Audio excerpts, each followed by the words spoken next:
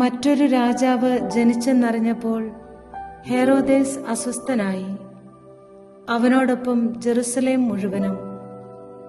ചില മൂലപാപങ്ങൾ വ്യക്തിയെ മാത്രമല്ല, അയാളുടെ കുടുംബത്തെയും സമൂഹത്തെയും ദേശത്തെയും അസ്വസ്ഥമാക്കും. ഇവിടെ അസൂയയാണ് അസ്വസ്ഥതയുണ്ടാക്കിയത്.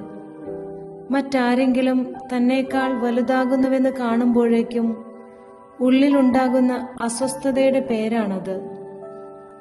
ഒരമ്മയ്ക്ക് പിറന്നവരാണെങ്കിൽ പോലും അനുജത്തിക്ക് ചേച്ചിയോടും ചേട്ടന് കുഞ്ഞനുജനോടും എന്ന് വേണ്ട, കായേന്റെ കാലം മുതൽ അസൂയ മനുഷ്യന്റെ സന്തത സഹചാരിയാണ്. ഒപ്പമുള്ളവന്റെ നന്മയിൽ സന്തോഷിക്കാനാകാതെ വെറുപ്പിലേക്കും കുറ്റം പറയുന്ന സ്വഭാവത്തിലേക്കും കൊലപാതകത്തിലേക്ക് പോലും ഒരാളെ നയിക്കാൻ അസൂയയ്ക്ക് കഴിയും. ഒരുപക്ഷെ തോളോട് തോൾ ചേർന്ന് നിൽക്കുന്നവർക്ക് പരസ്പരം ഉള്ളിലുയരുന്ന അസൂയകൾ മാത്സര്യത്തിലേക്ക് നയിച്ചേക്കാം.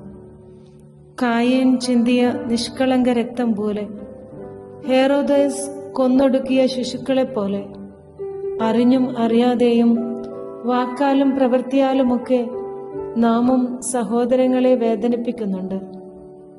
ഈ ക്രിസ്മസ് കാലം സ്വയം വിലയിരുത്തലിൻ്റെതും ആത്മവിമർശനത്തിൻ്റെതുമായാൽ നന്മയുണ്ടാകും. മനസ്സിൽ അസൂയയുണരുക സ്വാഭാവികമാണ്. എന്നാൽ സ്നേഹം കൊണ്ട് അതിനെ ജയിക്കുക ദൈവികവും. വചനം വിശുദ്ധ യാക്കോബ് 3:13 നിങ്ങളിൽ ജ്ഞാനിയും വിവേകിയുമായവൻ ആരാണ്? അവൻ നല്ല പെരുമാറ്റം വഴി വിവേകജന്യമായ വിനയത്തോടെ തന്റെ പ്രവൃത്തികളെ മറ്റുള്ളവർക്ക് കാണിച്ചു കൊടുക്കട്ടെ.